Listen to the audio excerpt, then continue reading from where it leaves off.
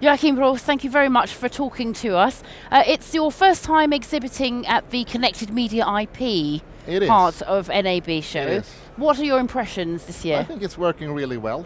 I think we have seen quite significant booth traffic, especially today has been a very good day.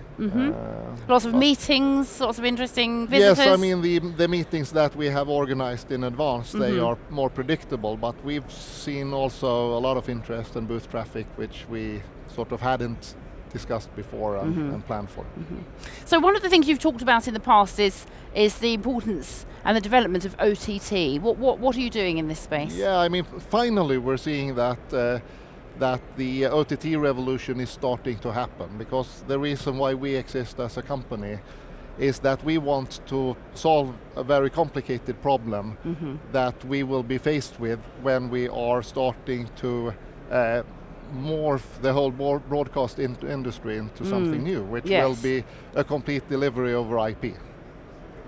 And the problem that you get then is a huge bandwidth explosion problem, which will also create a huge quality of service and quality of experience problem. And that sort of totally goes against the increasing expectations on quality and the reliability of the services, etc. Driven very much by the consumer, who wants television in a totally different way. Absolutely, driven by the consumers, and I would say almost total lack of loyalty these days.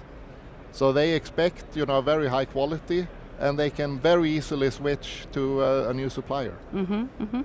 So, bearing in mind this is the problem, what are you showcasing at NAB this year that provides a solution? So we're showcasing here our cloud-based architecture for video delivery. So that's what we do. We focus on the video delivery side because that's where you solve this problem.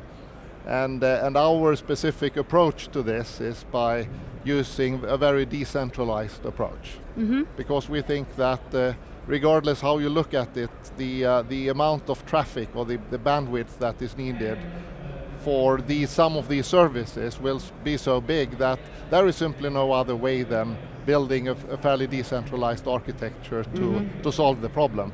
And we've done that now for 10 years actually in the operator industry. Yes. But now we're deploying and employing the same solution and the same type of architecture higher up towards the OTT providers. But so it's the same problem. It's essentially the same problem, right? So there's still a lot of room for opportunity here in this industry. There is a lot of room. I would argue that this transformation that we're talking about of the whole broadcast industry, it's just started now.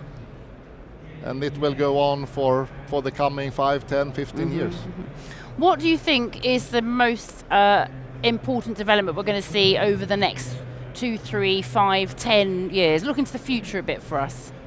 Because things have changed hugely in the last 5 to 10 years. Yes, and we hope that with the kind of platforms that we bring to the market, the purpose of that is to solve, as we said, the bandwidth problem, but it's also to allow innovation. And I think we will see a lot of innovation going forward, because that's ultimately what an IP network as such allows you to do. It's a great platform to innovate different things that you haven't thought about in the past. Thank you very much for talking to us. Really great to see your passion for this industry and all the innovation and the exciting products and services coming down the track. Good luck with your the architecture you're showcasing here. Hope you have a great show. Hope you come back to talk to us next year. And thank you for having me.